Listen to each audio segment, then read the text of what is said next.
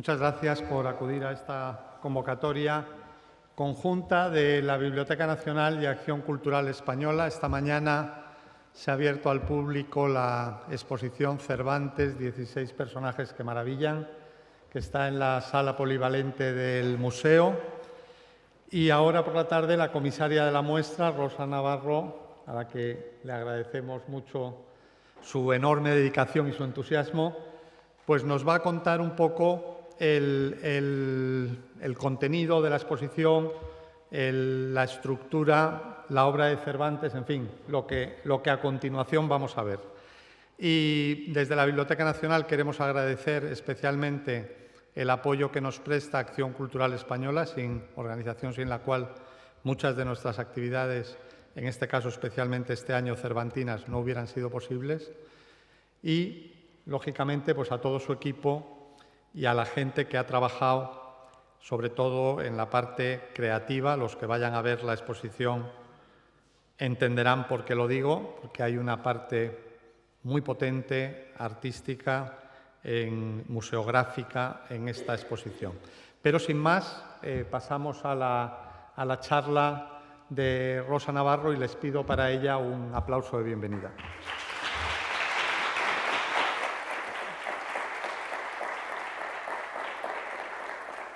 Muchas gracias. Muy buenas tardes a todos ustedes. Estoy aquí gracias primero a Miguel de Cervantes, no hay que olvidarlo. En segundo lugar, gracias a dos grandes instituciones, la que nos acoge, la Biblioteca Nacional Española y Acción Cultural Española, a quienes las dos instituciones agradezco muchísimo el que me permita poner delante de los ojos de mucha gente algunos de los personajes cervantinos. Sé que en este momento se está inaugurando también, más allá del mar, en León, cerca de Guanajuato, la misma exposición que tenemos nosotros, y es realmente emocionante. Yo sé que a Miguel de Cervantes pues, le emocionaría mucho saber que está presente con sus personajes son él. Decía Flaubert, Madame Bovary c'est moi, pues indudablemente Cervantes es sus personajes, aquí, en la cuna de los libros, en donde se guardan, y allá, el otro lado, en ese país tan maravilloso que es México. Aquí nos acogen los personajes de Cervantes en la bodega del barco. Lo he dicho esta mañana y me ha parecido tan bien que lo repito. Porque a Cervantes, tan marino, tan soldado, le hubiera gustado realmente estar en donde se cocinan las ideas, que es en la bodega del barco. Ahí están esos 16 personajes. Les voy a hablar de ellos. ¿Por qué 16? Bueno, cuando uno tiene que elegir, tiene que eliminar muchas posibilidades. Y estamos celebrando en el 2016, conmemorando, no celebrando, recordando el 16-16, el año de la muerte de Cervantes, y por eso tenían que ser 16. Pensé en 32 en doblarlos, pero no cabían. Y entonces, ¿cómo escogí el número simbólico de 16? Escogí también una palabra esencial que me dio uno de los personajes de Cervantes, porque quiero que quede una cosa clara. Nada de lo que les voy a decir es mío. No, todo es de Cervantes. Yo no soy nadie. Él es. Yo soy simplemente una transmisora. Y también quiero decir otra cosa. Tiene realmente esa presencia de los 16 personajes una parte visual, esencial, artística. Y junto a mi lado han estado siempre un equipo de los pulgones. Como repito una y otra vez, es el único momento, y creo que ahora ya sentamos un precedente en que la Rosa se lleva bien con los pulgones. Porque ellos son los artistas y yo soy la transmisora de los textos cervantinos.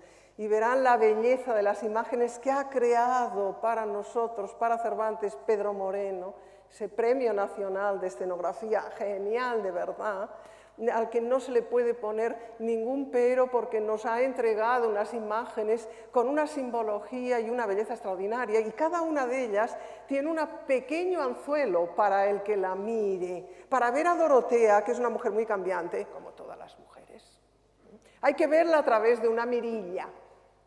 Tenemos que convertirnos en mirones y ahí descubriremos sus muchos personajes.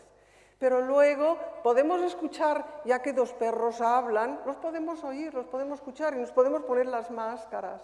O nos podemos poner elementos del traje de aquellos tiempos para estar en aquel tiempo, para vivir desde dentro esos personajes, porque es una exposición pensada para abrir los libros de Cervantes, por eso tienen forma de libros, y hacer que sus personajes, algunos de sus muchos personajes, salgan. Como les dije, tuvimos que escoger a 16. Pero, ¿qué pasa? Que alguno lleva de la mano a otro, y entonces ya son alguno más. ¿Cómo íbamos a poner a Rinconete sin Cortadilla? No podía ser, ¿no? Pero no vamos a contarlos por dos, no, porque valen por uno, no por dos. Bueno, pues ya tenemos, ¿no? Y los perros son dos.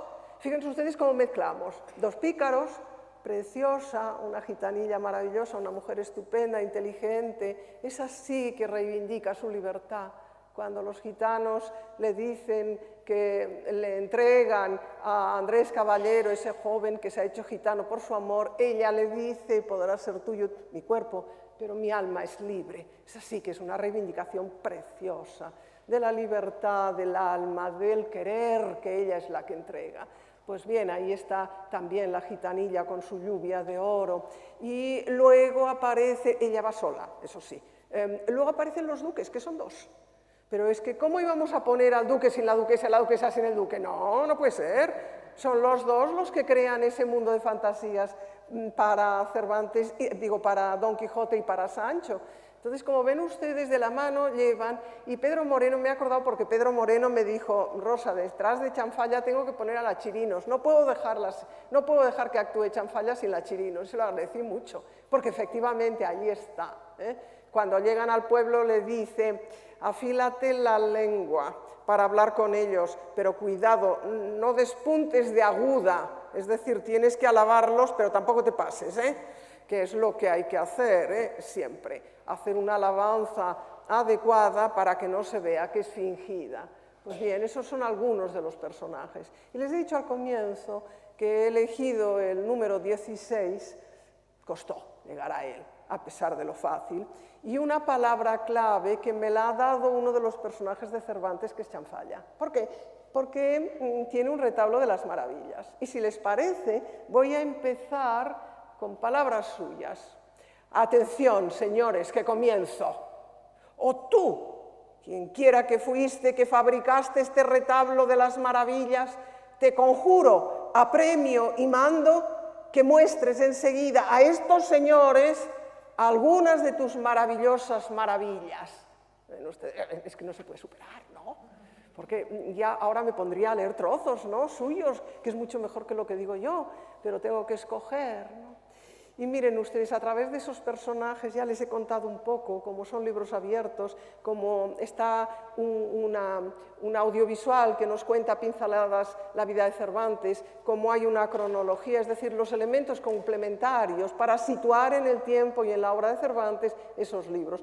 Pero les he dicho que lo esencial son esos personajes. ¿Por qué? Porque mi gran lucha es que la gente lea. ¿Por qué? Porque todos los males del ser humano desaparecen si el ser humano es lector. En mi diccionario no existe la palabra aburrimiento, desapareció hace mucho, se perdió.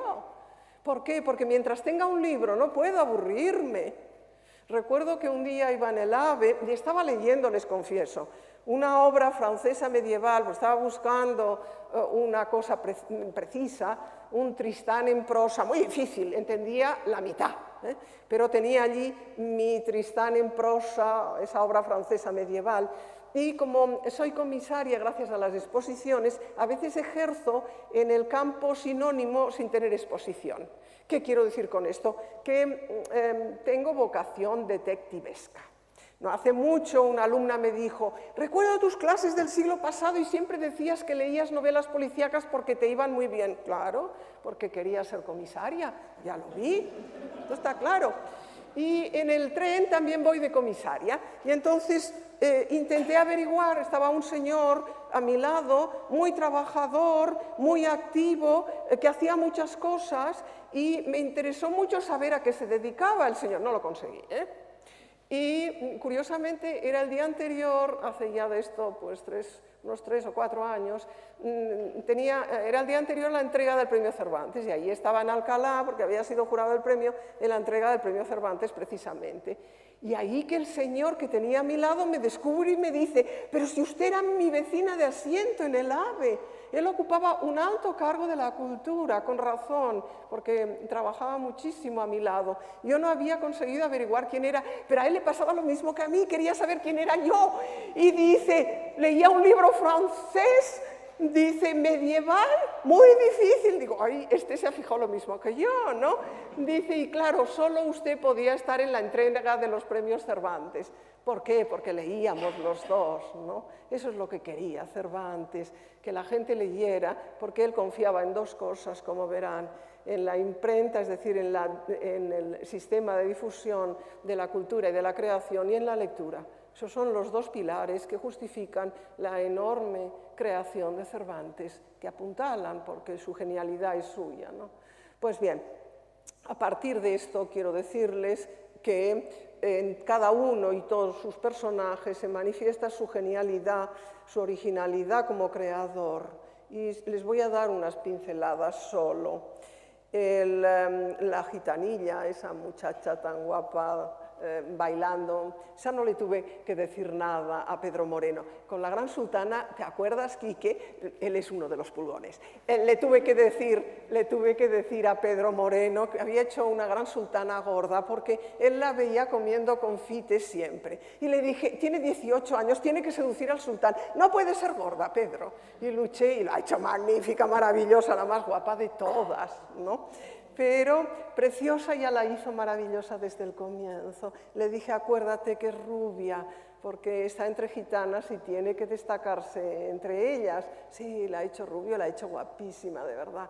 Pues bien, en un momento determinado, Juan de Cárcamo, que se hará gitano por amor a ella, pues está junto a ella lee un poema que un paje le ha hecho y empieza a leer el poema y dice, es un paje muy apuesto, muy gentil. Y claro, el pobre chico enamorado suyo le entra un ataque de celos. Y en ese momento, es el único momento en que Cervantes, el narrador, pero es Cervantes, le habla a uno de sus personajes, le dice a Preciosa, ¿pero qué estás haciendo? ¿No ves que está casi desmayado? No le des estos celos. Es maravilloso, habla con Preciosa, con la gitanilla, y le dice, trata bien a tu enamorado, ¿no? Nunca más. Los eruditos le llaman a eso una irrupción subjetiva, para que vean, hasta me sé el término. Y yo lo que sé es que Cervantes se metió en el texto y le habló a Preciosa porque Preciosa ya estaba fuera de él. Recuerdo un discurso precioso de Miguel Delibes en la entrega de Premio Cervantes, en donde habló de sus personajes, cómo hablaba con ellos, cómo eran otros, distinto a sí mismo. Lo mismo hace Cervantes ya en ese relato. Fíjense, en Rinconete y Cortadillo, esos dos muchachitos, muestra una habilidad sorprendente que es crear en dos niños dos voces narrativas distintas. Es dificilísimo. No quiero poner ejemplos de narradores que lo han intentado y han fracasado, porque a veces leemos relatos en que hay dos protagonistas femeninas o masculinos y no distinguimos la voz de uno y otro. No sabemos cuándo habla uno u otro. En Rincón y Cortado lo sabemos. ¿Por qué? Porque uno sabe leer y el otro no. Uno es Tahúr, es jugador, tramposo, y el otro es ladronzuelo. Uno tiene un padre buldero, ¿por qué? Porque Cervantes ha leído un Lazarillo no expurgado, en donde estaba el Tratado del Buldero, y ahí hace que Rincón sea hijo de un buldero, y Cortado corta bolsas porque es hijo de sastre, ¿no? Y por eso sabe hacerlo muy bien. Pues tienen dos voces distintas. Es curioso, se distinguen muy bien. Uno, como les digo, sabe leer y por eso cuando lleguen al patio del Monipodio es estupendo porque empezará un relato itinerante y llegarán a Sevilla, que es el centro del comercio, la casa de contratación, la ciudad rica y al mismo tiempo también la ciudad de la delincuencia, como es lógico, ¿no? Y allí llegarán y compran con lo que han sisado, con lo que han cortado antes, unas esportillas para ser esportilleros, para llevar capachos, llevar como los mensajeros de hoy, y empiezan ya a robar. Cortado le roba una bolsa a un sacristán. Pero otro muchachito los ve y les dice que si conocen a Monipodio, y empieza a utilizar el lenguaje de Germanía y se dan cuenta en ese momento que el robar no es libre. No lo ha sido nunca, no lo crean ustedes. Todo tiene su jerarquía, su orden y organización. Y aunque ustedes crean que no, es así. Hay que descubrir la jerarquía. Normalmente no acaba descubriéndose la cabeza, solo se corta por abajo, pero todo tiene una organización. Y ellos lo descubren. ¿Lo descubren dónde? En un patio, en el patio de Monipodio. Y ahí asistiremos con la mirada de esos dos muchachitos al descubrimiento de la organización de la AMPA sevillana. Pero dentro de ese patio pasarán muchas cosas. Pasará un entremés cómico, pero muy desgarrador, entre una pobre prostituta a la que el chulo pega porque no le ha dado, cree él, todo el dinero que tenía, solo que está hecho con tintes no amargos, sino cómicos, burlescos. Todo esto en ese ambiente creado, abierto, a través de esas dos miradas de esos dos personajes distintos. Pero Cervantes es tan innovador, tan revolucionario, es un revolucionario, total. En la narrativa no hay más revolucionario que él. Es un innovador desde su primera novela. ¿Por qué? Escribe su primera obra, que es un libro de pastores, La Galatea, está ahí, con sus pastores. Les estoy hablando todos de los que aparecen, no crean.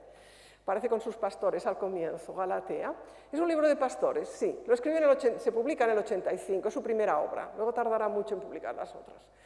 Y ya hace una innovación desde el mismo título. Fíjense ustedes, son los 6 libros de la Galatea. ¿Qué está imitando? El modelo son los 7 libros de Diana. 7 es un número mágico, 6 no. ¿Qué hace Cervantes en vez de 7, 6? Ahí se le ve en el mismo número. Dijo, ¿pero cómo eres? No, rompiendo desde el comienzo. Y luego, ¿qué hace? Todas las novelas pastoriles transcurren en la luz solar, en el día de los pastores, desde que amanece hasta que anochece. Pues, ¿qué pasa en la Galatea? Que muchas cosas pasan de noche, a la luz de la luna. ¿Por qué? Porque dijo Cervantes, solo pasan las cosas de día. No, de noche también. Y entonces aparece la luna y aparece la Galatea. Es un espacio idílico, pastoril, bucólico. Pues Cervantes introduce la traición, la maldad, la muerte. Es innovador desde el comienzo. Está utilizando un género, siguiendo las directrices del género, como diciendo, voy a hacer esto, pero luego hago lo que yo considero que tengo que hacer. Y está rompiendo desde el inicio hasta el final. En su última obra, que está junto a la Galatea, porque la teníamos que dejar sola y entonces pusimos en un mismo libro el alfa y omega, el principio y el final, la Galatea y los trabajos de Persíles y Sigismunda. Es una novela bizantina. Él creía que era la mejor, pero otra cosa quiero decirles, no todo lo que dice Cervantes es cierto, igual que no todo lo que dicen ustedes o yo es cierto, solo que Cervantes lo escribió y se ha convertido en Biblia. Dice, por ejemplo, es así, no crean ustedes, él dice, mi mejor novela, Persíles. Hombre, si tienes que vender una dirás esto, pero no quiere decir que sea cierto que él lo creyera, cuidado, Lo que estaba haciendo era una novela según los moldes ya establecidos, que era una novela de peregrinación, una novela bizantina. Y en la primera parte sigue los moldes del género, hace que peregrinen por mares desconocidos, por eso tienen peces, Persíles y Sigismunda en el libro, ¿no? Pero luego los hace llegar a Europa por Belén, fíjense que lo simbólico, ¿no? Pero Belén en Portugal. Luego ya entran en España, se irán al sur de Francia, acabarán en Roma. Es decir, de nuevo está innovando. Es una novela poco leída, riquísima, llena de aventuras, no fácil, pero él la reivindicaba porque era igual que las demás, hija suya, y porque estaba siguiendo las normas, estaba siguiendo el género novelesco establecido por excelencia, que es la novela bizantina. Innovador en todas partes. Hay otra, junto con la innovación y la genialidad, hay un concepto que apuntala la obra de Cervantes. Les he hablado primero de la lectura y de la imprenta, hay una tercera idea, es el teatro. Él vive el teatro. Y además confía en él y nos da lecciones continuas, porque detrás de la diversión hay una lección. Ahí está Pedro de Urdimalas. No es el mejor en sus comedias, no, en absoluto. Sí en los entremeses, que son geniales.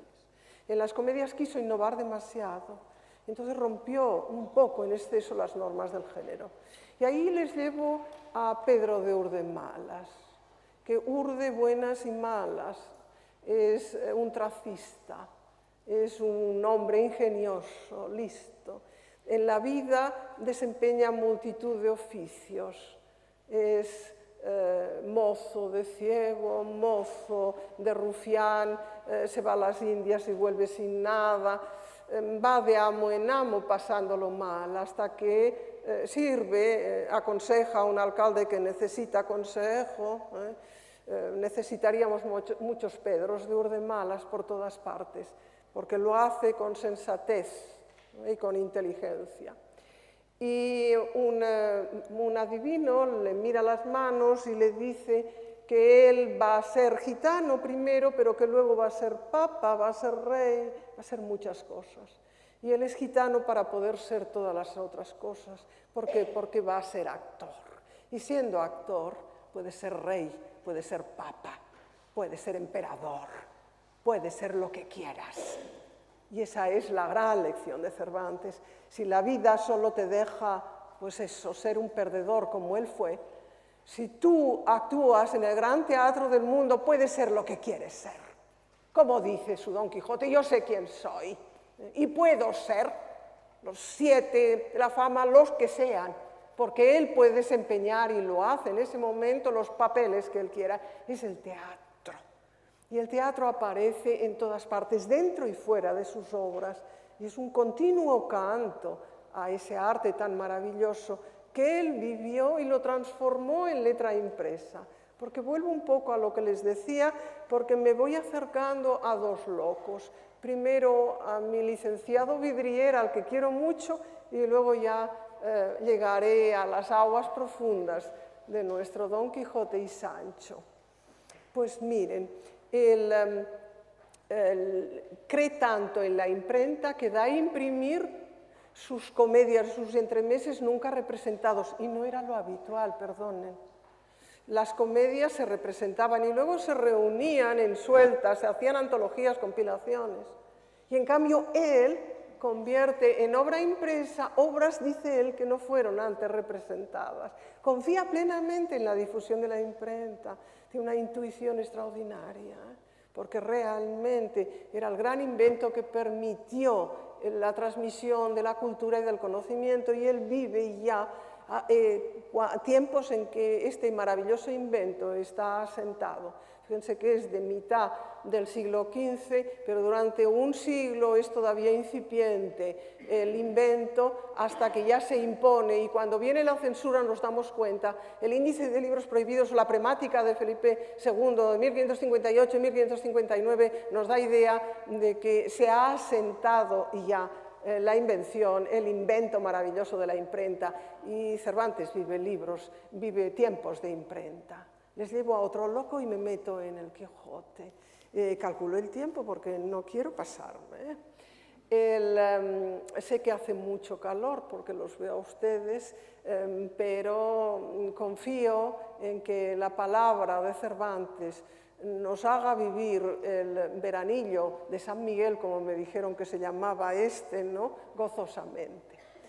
El licenciado Vidriera es un muchachito que encuentran 2 caballeros que están estudiando en Salamanca y que lo toman como mozo, le preguntan quiénes son sus padres, él dice que no quiere decirlo hasta que no les den la honra que les merecen, porque él cree inocentemente que de los hombres se hacen obispos. Fíjense que les digo, inocentemente. Hoy tal vez, pero en aquel tiempo no, imposible. Y es lo que demuestra Cervantes. Y entonces, ¿qué hace? Lo toman a su servicio, va a estudiar con ellos a Salamanca, estudia, aprende, sabe mucho. Cuando sus señores ya se van a Andalucía, porque ya han acabado de aprender, se encuentra con un capitán Valdivia que le dice: ¿por qué no te vienes conmigo? Y se va a Italia y a Flandes con él, pero no quiere ser soldado, lo que quiere es viajar, porque viajando se aprende. Y es cierto. Fíjense, 2 lecciones. Este muchachito sabe, ha ido a la universidad, ha aprendido mucho y viaja.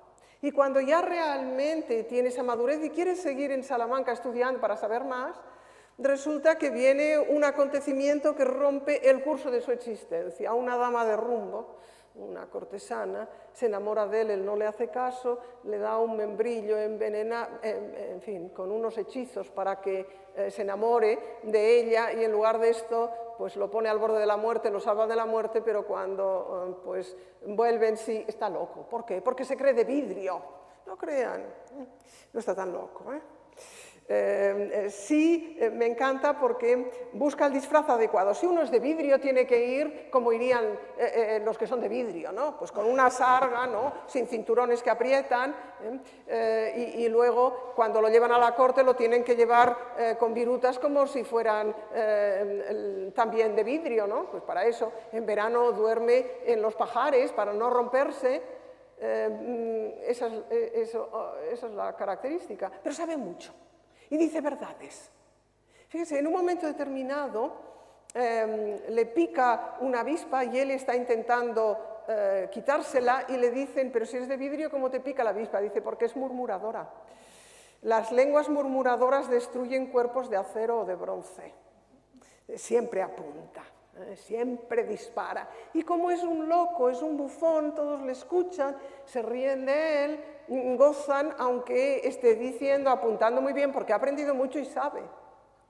Esa etapa de sabiduría, de sentencias, de bufón, al que todo el mundo le ríen las gracias, aunque duelan, se acaba cuando recobra la cordura. Un fraile Jerónimo le devuelve la cordura, y le pasa un poco lo mismo que le pasó a un personaje de Horacio, que cuenta Horacio en una de sus epístolas. Era un buen ciudadano romano, un buen padre, un buen esposo, cumplía con todos y tenía un pequeño rincón para la locura. Se iba a un teatro vacío y entonces él estaba convencido de que se representaban grandes obras y gozaba enormemente y aplaudía entusiasmado. Y su familia dijo, una persona tan estupenda, hay que curarla, no podemos dejarlo así, loco, a intervalos, como Don Quijote, ¿no? Y lo curan. Y entonces él dice, ¿qué me habéis hecho? Me habéis matado mi mayor gozo. ¿Saben lo que gozaba viendo esas obras, representar esas obras inexistentes? No hay que matar un pequeño rincón de la locura, tenerlo bien controlado, eso sí, cuidado, pero tenerlo allí como posibilidad, eso también. Y eso es lo que le pasa, le devuelven la cordura al licenciado Vidriera, era tomar rodaja, se vuelve tomar rueda, y entonces dice, con lo que sé y con lo que me han aplaudido, seré letrado, me ganaré la vida. Nadie, ni un solo cliente. Recuerden lo que él decía al principio de los hombres se hacen obispos. En aquel tiempo no, Si no tenías una red social, si no venías de una familia de letrados, no podías ganarte la vida como tal. Ese es Cervantes contándonos cosas, Lo dice sin amargura, ¿no? ¿Qué hace? Se acuerda de su amigo el capitán Valdivia y se enrola en el ejército, en donde sí, unos y otros pueden enrolarse, y en donde cobra fama de valiente y buen soldado, como el propio Cervantes. Fíjense cómo asoma a veces después de estas historias, ¿no? En aquel tiempo de los hombres no se hacían obispos, y ahora sí, pero cuesta, en cualquier caso. Si tienes familia obispo es más fácil serlo. No me estoy hablando de la Iglesia, no me confundan, no, Dios me libre, no, pero aplíquenlo a todo, ¿no? Esa es otra de las grandes lecciones. Aprendemos con Cervantes, vivimos, gozamos, nos divertimos, y entonces llegamos a esa gran obra. Esa gran obra es tan inmensa. Yo siempre recordaré, estaba hace el siglo pasado, todo me pasó en el siglo pasado a mí, pero es cierto, estaba en París, era un día de enero, hacía mucho frío, estaba en una habitación de esas pequeñitas, acorde a mi condición social y familiar, ¿no? En París, solo tenía una gran cama, el frío fuera, estaba nevando y una televisión, digo, pongo la televisión. Y entonces había un programa estupendo de aquel tiempo que se llamaba Bouillon de Lettres, de Bernard Pivot, estupendo. Y ahí salían los escritores y hablaban. Y sale un escritor Orsenat y le aplican lo que se llamaba el cuestionario Proust, una serie de preguntas que iban repitiendo a los escritores, y una de ellas era, ¿qué quieres que te pase después de muerto? Y Orsenat no vaciló, cuando llegue al paraíso, que San Pedro me reciba y que me diga: pasa, pasa, Orsenà, vete deprisa, que Cervantes va a empezar su clase y tienes un lugar en su academia. Lloré, porque era el reconocimiento de ese gran novelista hacia el nuestro. Porque la literatura es un ámbito sin fronteras, ni de lengua, ni de países, ni de credos, nada. Es un ámbito libre en el que nos acoge a todos, a todo el mundo. Pues bien, en ese ámbito universal que todo el mundo conoce está ese gran personaje que es Don Quijote. ¿Quién es Don Quijote? Es un hidalgo manchego que se había pasado toda la vida leyendo. Como dice, es un narrador. En los ratos ociosos que tenía en la vida, que eran la mayoría, pues se dedicaba a leer. Primero cazaba, luego lo deja, se dedica solo a leer, a leer, a leer. Fíjense, es como yo siempre veo a Don Quijote saliendo de la cabeza del hidalgo manchego como Minerva saliendo de la cabeza de Zeus. Exactamente igual, sale Don Quijote de esa cabeza, ¿no? ¿Y qué ha pasado? Pues que ha decidido que lo que lee es cierto. Fíjense que nos pasa exactamente lo mismo, todos nosotros creemos que lo que leemos en el periódico es verdad, ¿no? Igual que Don Quijote, cree que los libros de caballería son ciertos, exactamente lo mismo, ¿no? Lo único es que nosotros, felizmente, no todos, no queremos ser personajes del periódico, menos mal, ¿no? Y algunos sí, pero otros no. Y en cambio Don Quijote dice que quiere ser uno de los personajes de sus libros, los libros de caballerías, ¿no?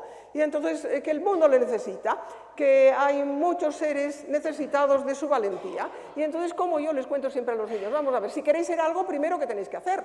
Ver lo que necesitáis para ser lo que queráis. Si él quiere ser un caballero andante, y él lo ve muy claro enseguida, pues necesita un caballo. Si quiere ser caballero, pues caballo. Si necesitas ir a luchar contra los malos, los gigantes esos que andan por ahí, haciendo desafueros, ¿qué tienes que hacer? Tener armas, si no, vas bueno, ¿no? ¿Y qué hace? Pues busca las dos cosas primero, ¿no? Y un caballo viejo, ¿qué hace con ese caballo viejo que tenía? Le cambia el nombre, esencial. Eso ya mucha gente lo ha averiguado, ¿eh? Y entonces le encuentra 4 días para cambiarle el nombre, 4 días para encontrarle un nombre. Le encuentra ese maravilloso nombre de Rocinante. Se aplicará la misma medicina a sí mismo, él no puede llamarse como se llama. Hay que buscarse un nombre para sí mismo. 8 días estuvo. Yo siempre digo a los padres, a mis alumnos, cuando seáis padres, por favor, 8 días para pensar el nombre de vuestro niño, ¿eh? Y luego no salen los periódicos reivindicando tonterías. No, no, que encaje, que sea bonito, que le vaya bien, Mirad el nombre y el apellido y que luego no sea una carga para él, por favor. No el caprichito del papá o de la mamá. No, pensad en el niño. Bien, bajo el tono, como ven. 8 días para conseguir el nombre maravilloso. Don Quijote de la Mancha. Y ahora voy a decir algo y como los manchegos no me oyen, aunque sé que hay uno aquí, pero que no me escuchen, porque sé que les incomodo, pero tengo que decir lo que creo, y como nadie me está escuchando, puedo decirlo. La palabra Quijote es una pieza de la armadura, viene de la palabra catalana cuixa, cuixot, es la parte que tapa el muslo, Quijote. Pero dice, todos los héroes de caballerías, todos los grandes personajes indican su linaje, su patria. Amadís de Gaula, don Belianís de Grecia, yo también. Pues como soy de la Mancha, Don Quijote de la Mancha. Así se verá bien mi linaje, dice el narrador. Fíjense cuál es el linaje suyo, la Mancha. ¿Entienden, no? Que es lo que no tiene que tener nunca un caballero. Él se la pone gozoso en su linaje. ¿Lo ven, no? Porque escoge Cervantes de Alcalá, si escoges el nombre, esa zona maravillosa que él conoce muy bien, eso que tiene esa ideología, tiene ese doble sentido. Y él va tan contento. Sabe muy bien que es el león manchado, sabe muy bien lo que significa de la mancha, porque en un momento determinado, en una profecía que le hablan de la paloma tobosina y el león manchado, él sabe muy bien que el león manchado es él. Entonces, conoce perfectamente ese juego, es Don Quijote de la Mancha, y ha universalizado esa zona geográfica que no existiría para nadie y ahora existe para todo el mundo, gracias a la literatura, para que luego no nos hagan caso a los literatos, reivindicación absoluta de los creadores, punto. Sigo adelante. Una vez que ya tiene el nombre, tiene que buscar armas, unas armas viejas de su tatarabuelo, las limpia muy bien. Ay, el casco que tiene no es celada, es morrión solo y le falta la parte que protege el final de la boca y la parte final del rostro, ¿no? Se hace un apaño. Yo siempre digo que tendrían que hacerlo patrono del bricolaje a Don Quijote. Hace un apaño con unos cartones, se lo pone, y ¿qué hace? Prueba a ver si le va bien y lo estropea. Pero muy listo, y esa es una enseñanza que me ha dado a mí, lo vuelve a hacer, lo refuerza con hierros y la segunda vez ya no lo prueba. Cuando ustedes hagan algo de bricolaje, ni probarlo, se rompa solo. Lección que me da Don Quijote, ya se va tan contento, ya tiene, ¿no? Pero entonces cae en la cuenta en una cosa. Cuando él venza a un gigante, al gigante Caraculiambro, por ejemplo, ¿a dónde lo manda? Estará desorientado el pobre gigante, porque cuando un gigante es vencido tiene que irse a poner a los pies de la dama y decirle y confesarle que le ha vencido su caballero. Si no tiene dama, ¿qué va a hacer? Desorientado el Caraculiambro, ¿no? Y entonces es lo que más le cuesta. Piensen ustedes que cuando nace Don Quijote frisaba a los 50 años la cabeza de donde surge. Y le cuesta muchísimo pensar en una dama, no, hasta que normal se le ocurre, ¡ay! Aquella dama del Toboso que le gustaba tanto, ella no se enteró, ¡ay! Aldonza Lorenzo, esta será, pero no puede tener este nombre. A nosotros nos suena muy bien, pero entonces sonaba Labrador, Aldonza, ¿no? Padre se llama Corchuelo, eso sí que no suena mal, pero lo de Aldonza sí que no suena bonito. No, era nombre de labradora, no podía ser para nombre de dama, de un caballero andante, para nombre de princesa y de gran dama. Y entonces encuentra una maravilla que todo el mundo conoce, que es esa Dulcinea. ¿Pero por qué encuentra a Dulcinea? Porque Cervantes ha leído la Celestina y porque la protagonista de la Celestina se llama Melibea. Entonces de Melibea a Dulcinea es muy fácil, igual que pasar a Galatea, indudablemente que es muy fácil, ¿no? La lectura, otra vez. No solo la lectura del personaje, sino la lectura de su creador. Ya tiene dama, ya puede andar por el mundo, ya puede salir, ¿no? Como caballero andante. Y ahora les voy a acompañar un rato, vamos a acompañarle un rato, porque de repente cuando se escapa de su casa, porque el loco está, pero a ratos, le cuidan un ama que tiene más de 40 años y una sobrina que tiene menos de 20, y se escapa sin ser visto, por algo será, porque sabía que si no, no lo dejaban salir. Y cuando se escapa, por la mañana sale con Rocinante tan contento a ser caballero andante, se da cuenta de un pequeño detalle. ¿Qué le falta? Que no le han armado caballero andante. Detalle esencial, el rito. En otra gran lección, es muy importante el rito. El ser humano se dignifica con el rito. La ceremonia no es ociosa. Se lo digo ya después de muchos años. Cuando era joven quería prescindir de todo tipo de ceremonias y ahora, en cambio, cada vez me gustan más. Es la vejez, nada más. Es esto. Pero, fíjense, del mismo modo que no puedes ser torero así por las buenas, y cuando quieres dejar de serlo también tiene que haber un rito y te tienen que cortar la coleta, no hay más, pues para ser caballero andante lo mismo. Y entonces, ¿qué va a ser si no ha sido armado caballero? Está a punto de volver, pero dice no, porque he leído que a veces se encuentran con personas que los arman caballeros andantes y entonces le deja a Rocinante que vaya a su aire, porque en los libros los caballos eligen el camino de la aventura, pero el suyo no le lleva a ninguna parte. Y acaba el día completamente cansado, muerto de hambre, ¿no? Y llega a una venta, ¿no? Un poco desesperado, pero confiando en la suerte. Y entonces él no ve una venta. ¿Por qué no ve una venta? Porque en los libros de caballería no salen ventas, dirán ustedes, y entonces ve un castillo, o está loco. Es lo que hacemos nosotros, perdonen. Ay, no les pongo el dedo en el ojo, pero ¿cuántas veces ustedes y yo vemos cosas que queremos ver y que no están? Ay, ¿cuántas veces? Porque cuadra, hay que ver esto, pues se ve, ¿no? Que se llevan esos pantalones desastrados, rotos por todas partes, que están rabiosamente de moda. ¡Qué estupendo! Van todos, qué bien van todos, ¿no? Yo ahora cuento los rotos, digo, ¡wow! Este debe ser mucho más caro, que tiene más rotos que el otro, ¿no? Claro, es que hay que amoldarse, ¿no? A una moda, ¿no? Pero digo esto por no decir otras cosas, ¿no? Pues bueno, él no ve una venta, sino que ve un castillo, y entonces es estupendo porque él se acuerda. Y dice, cuando un caballero llega a un castillo, siempre un enano anuncia su presencia, tocando una trompeta, dice, pues voy a esperar. Claro, ¿y qué hace Cervantes? Que es genial, ¿no? Hace pasar por allí a un porquero que lleva sus puercos, como dice, hablando con reverencia de todos, porque se llaman cerdos, no hay más, puercos, y lleva un cuerno y toca el cuerno, y él oye y dice, este es el enano que me anuncia, ya puedo entrar. Genial, vean ustedes, ¿no? El guiño.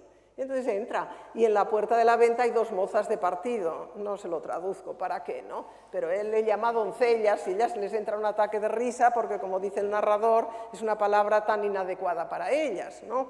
Pero en esta venta lo armarán caballero, y les llevo solo a la ceremonia, porque ya saben ustedes que vive intensamente otras cosas, hasta llegar a la ceremonia, porque del rito les quiero hablar.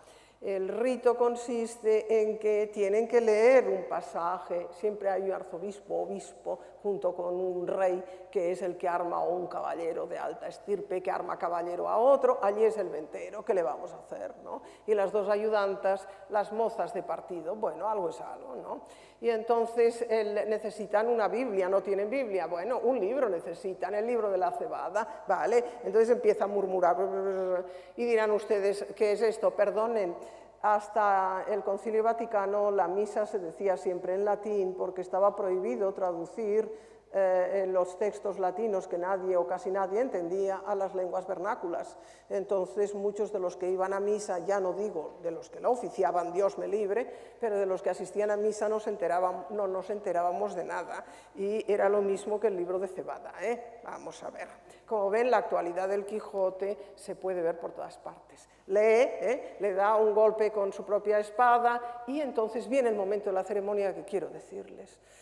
La Tolosa le pone una espuela, él le pregunta a esa moza de partido, a esa moza de mesón, ¿cómo se llama? Y ella dice, me llaman la Tolosa. Y Don Quijote le dice, a partir de ahora, doña Tolosa, y esté donde esté, yo la defenderé.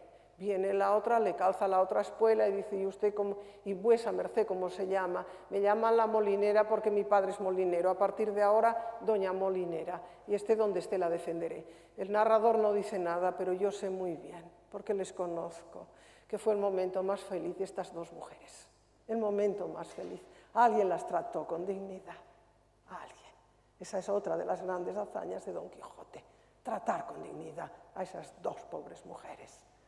Bien, como saben ustedes, se va en busca de aventuras y ve lo que tiene que ver. Si ya una vez ha llevado consigo a ese escudero fundamental, el gran hallazgo de Cervantes, es el diálogo en la obra, y el diálogo es posible gracias a la presencia de Sancho. Muy bien, se van ya, y como saben ustedes, en vez de molinos, lo que verán son gigantes. En vez de rebaños de ovejas y carneros, verá ejércitos. No les cuento las aventuras, solo quiero indicarles una cosa. En esta primera parte, Don Quijote transforma la realidad para hacerla adecuada a lo que él ha leído y espera, una fase de nuestra vida. Ahora, ¿qué ocurre con respecto a la segunda parte? Yo siempre le digo a Cervantes, es que eres genial, ¿cómo se te ocurrió esto? Es que no puedo imaginarlo, nadie se le ocurre una cosa tan genial como a él. ¿Qué pasa? En la segunda parte, ya a través de Sansón Carrasco, Don Quijote y Sancho se enteran de que la primera parte de sus aventuras está impresa. Fíjense, la imprenta. Y ya la gente la ha leído. Entonces ellos se van a hacer aventuras para dar material al historiador que está escribiendo esas historias. Es la imprenta. Y en la segunda parte, ya él no transforma la realidad, sino que se encuentra personajes que han leído su historia, fíjense, lectores, como los duques, como el propio Sansón Carrasco, que entonces le crean aventuras acorde a lo que él espera, le inventan la realidad, hacen teatro. Esta es la transformación, gracias a la imprenta. También irá a una imprenta en Barcelona, verá cómo se imprimen los libros. Tendrá en sus manos la falsa segunda parte de Avellaneda, de la que no hablo por respeto a Miguel, nada, ni una palabra, Miguel. Del ladrón que te insulta, te roba, te insulta, ni una palabra, nada. Fíjense ustedes. Ya han vivido, han leído la historia vivida, hecha letra impresa. La ha convertido, por lo tanto, los que reciben, incluso el bandolero ha oído hablar de él. Indudablemente, Antonio Moreno en Barcelona sabe perfectamente, y los demás se esfuerzan. Y ahí tenemos en los libros, porque no se olviden, ahí están los libros, ¿no? Otra vez recibiéndonos, están los duques que crean una pequeña isla, una pequeña ínsula de fantasía, inventándole aventuras a su gusto, geniales todas, con detalles maravillosos, cómicos, ¿no? Ese gigante que ha castigado a la dueña, doña Trifaldi, la dueña dolorida, haciendo que tenga barbas. Es genial, un castigo de gigantes que hace barbudas a las mujeres, a ella y a las dueñas, y Sancho se queda horrorizado. Pobrecitas, ¿no? Le conmueve al corazón a Sancho ver barbudas a esa, por culpa del gigante, ¿no? Y además piensa Sancho lo que le debe costar raparse, porque él es hombre de a pie y dice, menudo, ¿no? Y entonces cuentan cómo se rapan, igual que con la cera que existió hasta hace poco, o que existe, para depilarse, ¿no? Lo mismo, los parches, que fíjense ustedes, ¿no? Ya está ahí, ¿eh? Yo no sé cómo los depiladores no ponen el pasaje del Quijote para dar autoridad a su labor, porque ahí está el pasaje. Todo está en la Biblia, todo está en el Quijote, como les digo, ¿no? Pues bien, ahí están el duque y la duquesa, y está ese caballo de madera clavileño en donde se juntan dos cosas, la tradición oriental con la occidental. ¿Por qué? Cervantes en Argel estuvo 5 años cautivo, le debieron contar cuentos, relatos árabes, estoy segura. Un relato de las 1001 noches habla de un caballo de madera volador con una clavija también. Y entonces ahí aparece clavileño, pero en cambio Don Quijote, cuando se va a montar en él, quiere ver si la panza la tiene llena de guerreros como el caballo de Troya, y le dice, no, que el gigante Malambruno es buena gente, no mire, que no tiene mala intención, le dicen, porque realmente está llena de cohetes, y lo iba a descubrir, ¿no? Pero fíjense usted, el caballo de Troya y el caballo volador, ahora de dos culturas, ¿no? A través de la lectura o del oír los relatos, ese es ese ámbito que les decía. Y en esta segunda parte, como les he dicho, están los duques inventándola, y está un caballero, el caballero de la blanca luna, el caballero del bosque, el caballero de los espejos, que aparece también allá junto con una muchacha Dorotea, a la que, como les dije, hay que mirar a través de una mirilla, porque Dorotea es una precursora de la segunda parte.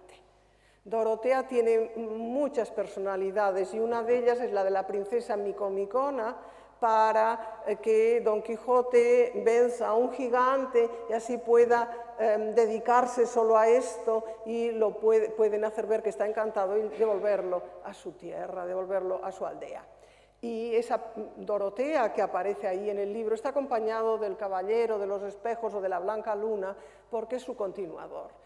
Resulta que un buen día están en un bosquecillo a punto de dormir y oye ruido de armas Don Quijote y dice, este es un caballero como yo, oigo las armas. Fíjese qué sorprendente, ¿no? Porque claro, es gracioso porque se sorprende un poco cuando es lo que tiene que esperar. Nos pasa a nosotros lo mismo, ¿eh?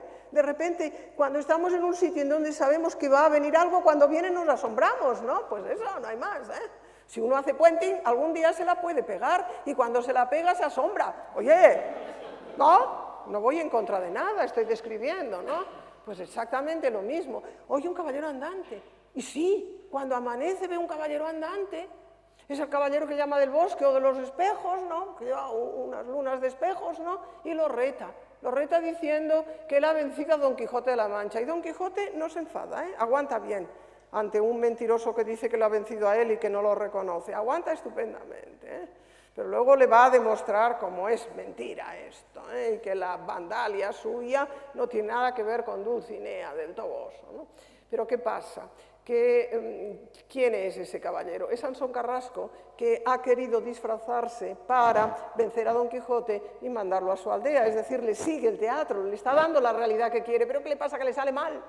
Y entonces, no les cuento por qué, porque es mejor leerlo directamente, pues Don Quijote vencerá a él. Y hay una escena maravillosa. Está vencido el caballero de los espejos en el suelo. Sancho entusiasmado. No me extraña, porque es una gran victoria de su señor, y nosotros también. Le levanta la visera, le dice Don Quijote, ven, Sancho, ven, mira, la cara de Sansón Carrasco, los encantadores. Y Sancho dice, efectivamente, los encantadores, atraviéselo, porque de los enemigos, cuantos menos mejor.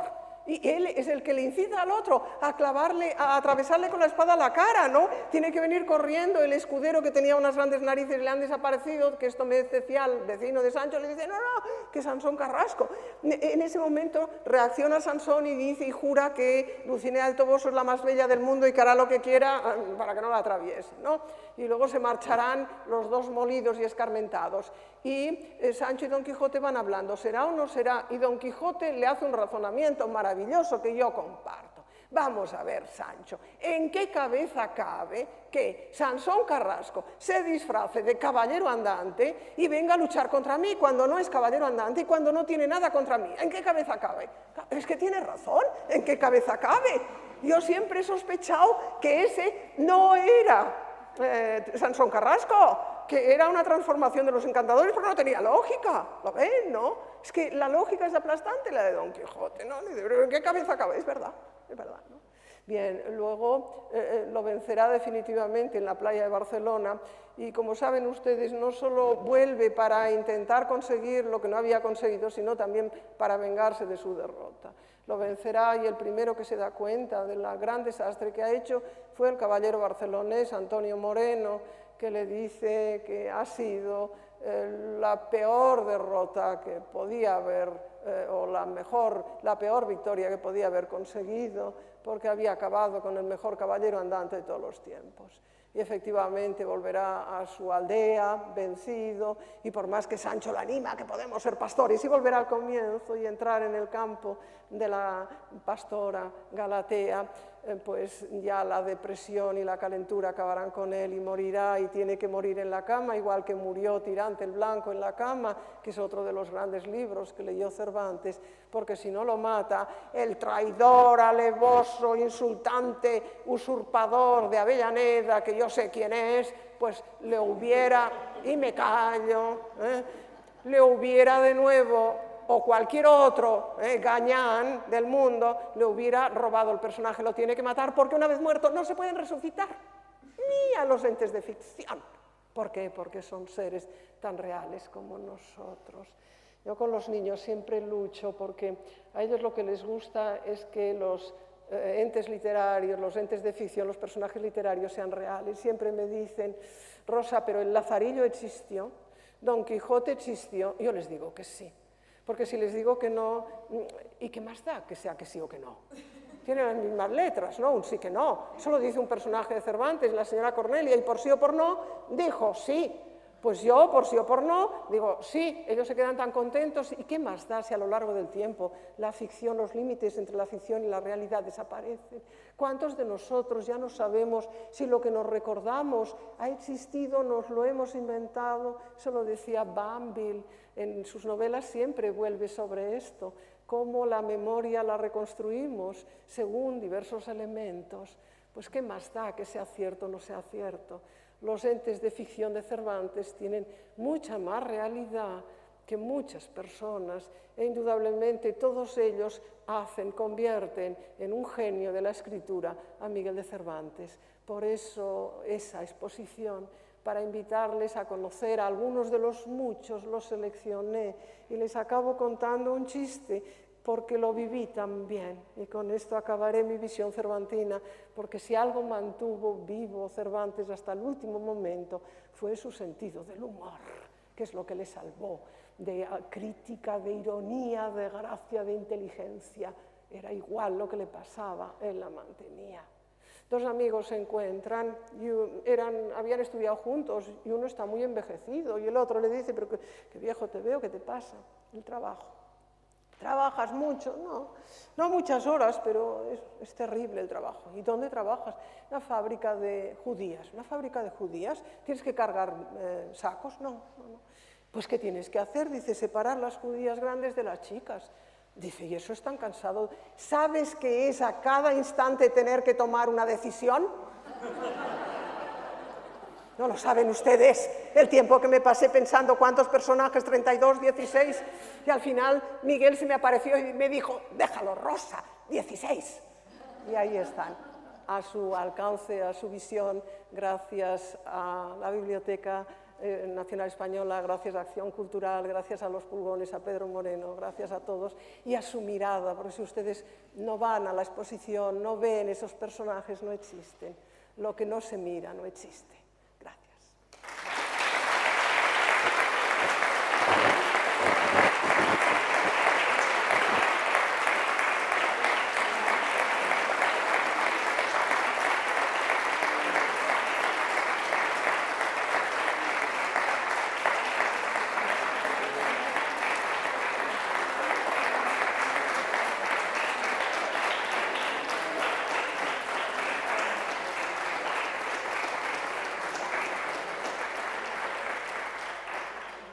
Muchas gracias. Yo no sé si hay turnos de palabras porque no debe ser posible, ¿verdad?, grabarlas.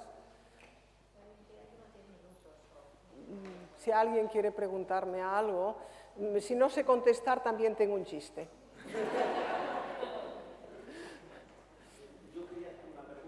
Sí. Sí.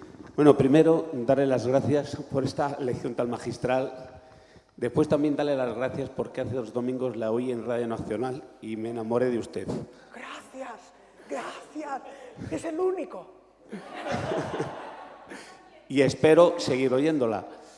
Quería preguntarle, yo hace muchísimos años que leí las novelas ejemplares, yo era un chaval de 17 años, y recuerdo que había una que era la señora, creo que era la señora Cornelia. Oye, es la mejor. Bueno, resulta que a mí un profesor de literatura me dijo que no, que se la atribuían a Cervantes, pero que no era de él. No, es la tía fingida la que se atribuye. Perdón, la tía fingida, efectivamente, perdón, la tía fingida. Exacto. Y quería que usted me ratificara si realmente es de Cervantes o no es de Cervantes, ya que veo que usted es una experta. Muchas gracias. Sí, pero soy experta solo de lo que estudio. Y entonces me he dedicado a muchos anónimos y les he puesto nombres, si quieren le doy la lista.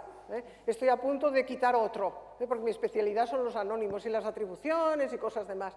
Pero nunca me he dedicado a la tía fingida. La he leído con mucha atención, me parece que tiene elementos que no son cervantinos, pero no tengo ninguna autoridad para negárselo, porque no he trabajado. Si me hubiera dedicado como cuando, es decir, desde mi condición de experta, solo puedo opinar de lo que sé. Y entonces, en este asunto no he trabajado en ello. Al leérmelo, no me atrae su relato como los otros, pero no es suficiente mi olfato. A pesar de que llevo muchos años y mi olfato se va perfeccionando, a pesar de que los otros sentidos, es que la vida es muy compasiva. Por ejemplo, el de la vista va desapareciendo y es mejor. Pero en cambio, el del olfato se acentúa y esto está muy bien. Y mi olfato me dice que no es, pero no se fíe de mí. Gracias por preguntarlo. Y la señora Cornelia, en cambio, que ha dicho usted en esa equivocación, para mí es mi novela favorita. Y esta noche pasada se me apareció su personaje principal y me dijo, Rosa, después de decir que es la mejor y no me has puesto en los libros. Estuve a punto de mentirle y que le iba a decir que los Pulgones no quisieron, pero me pareció fuerte mentir en sueños. Y entonces le dije, esta vez no, pero la próxima, a ver si nos concede a ti y a mí el tiempo esa posibilidad y te pongo.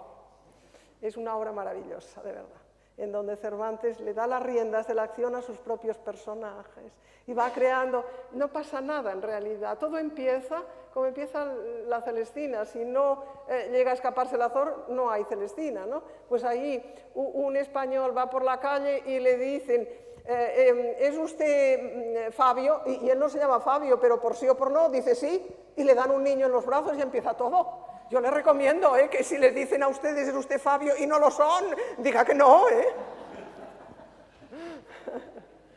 Gracias, en cualquier caso, por sus palabras. Sí.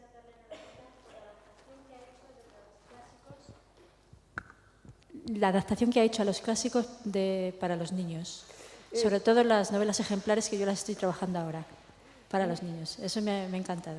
Muchas gracias. Yo siempre digo que esa doble vida, porque tengo una doble vida, tengo más, pero las otras callo, Vamos a ser claras. Esa doble vida empezó también porque el azar llamó a mi puerta y yo siempre que el azar llama a mi puerta lo abro, siempre, por si acaso.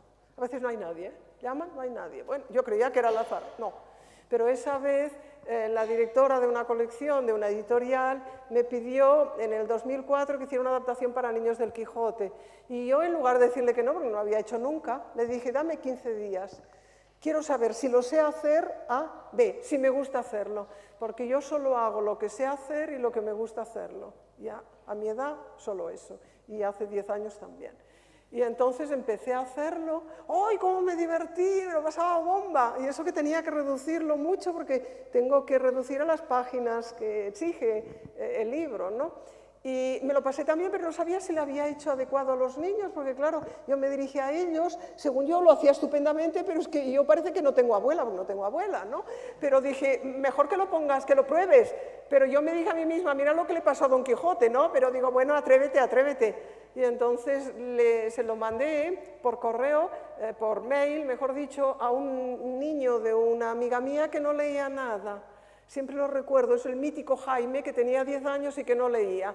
Y le mandé la primera parte del Quijote y le dije, si te gusta te mando la segunda parte. Y al día siguiente me escribió el mail y me dijo, mándame la segunda parte. Digo, esto funciona. Y desde entonces luego, como tuvo éxito, me dejaron poner al alcance de los niños muchos otros clásicos.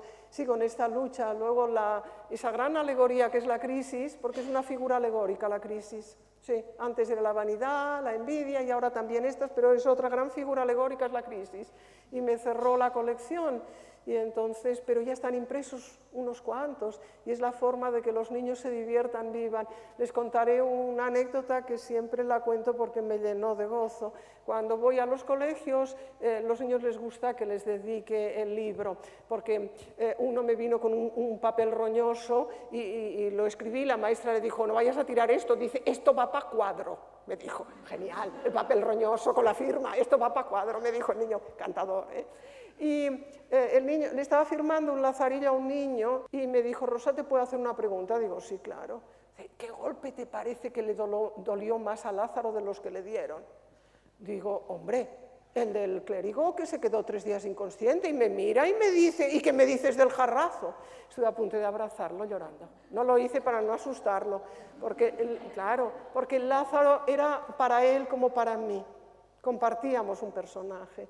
Esas son una de las grandes satisfacciones que me da la vida, cuando los niños me hablan de los personajes de los clásicos como si fueran amigos suyos.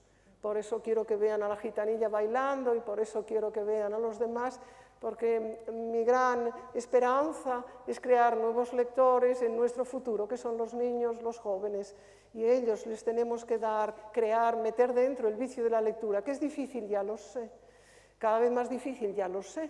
Pero también era difícil vencer a gigantes, aunque fueran molinos, y Don Quijote lo logró, porque nos acordamos de ellos.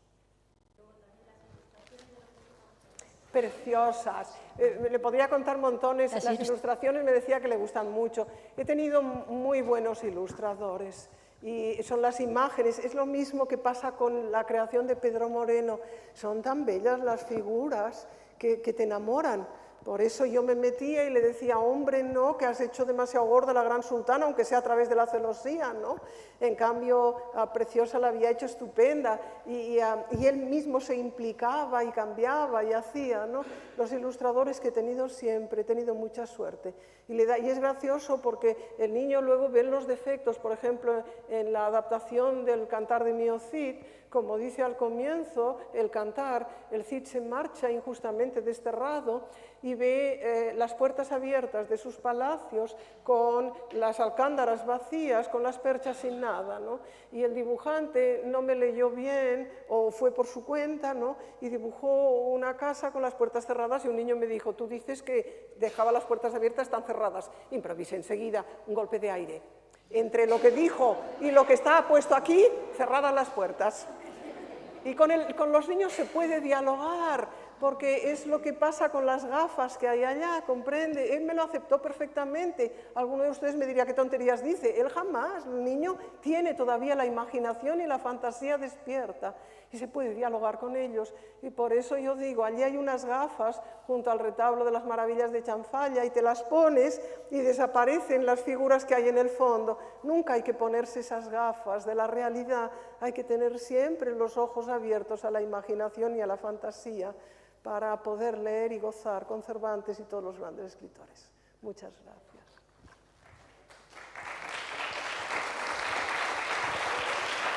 Cuando digan acabo, ¿eh? Dígame. A mí, perdonen que no tengo la voz así muy... Está usted, mientras yo la entienda, no importa lo demás. Bueno, a mí hay un personaje que se le da poca relevancia, me parece, en el Quijote, y es Teresa Panza. Ah, Teresa es muy curiosa, porque además va cambiando de nombre. Tiene un problema que no sé si tienen ustedes, que es la polionomasia. A mí me cambian de nombre y de apellido continuamente, a ustedes no, también, ¿verdad? Esta es una plaga. Sí, ya lo supuse, que era una epidemia, porque yo ya respondo por todo. Que me llaman Rosa, digo, han acertado, ¿no? Pero luego el Durán les gusta mucho más y siempre me lo ponen antes. Bueno, pues yo también contesto, ¿no? Yo, ¿no? Y Teresa va cambiando, como sabe usted muy bien, de apellido. Y además es una de las excusas que tiene Don Quijote y Sancho para decir que el ladrón no sabía cómo se llamaba. Teresa es una mujer muy práctica, que está siempre esperando a Sancho. Podríamos hablar mucho de ella. Pero mire usted, es tan rico el terreno del Quijote, hay tantos personajes que me gusta mucho que usted se haya enamorado de Teresa, porque así la reivindica. Fíjense ustedes, en Fahrenheit 451, uno se tenía que aprender un libro para salvarlo. En este momento, Teresa la ha salvado usted. Teresa Panza existe gracias a usted, porque la ha reivindicado. Está ella muy contenta y feliz y dice, no me has puesto, no salgo nunca, pero esta señora me conoce. Qué bien, gracias. Muchas gracias a ustedes. Damos por acabada la lectura y nos vamos. Gracias.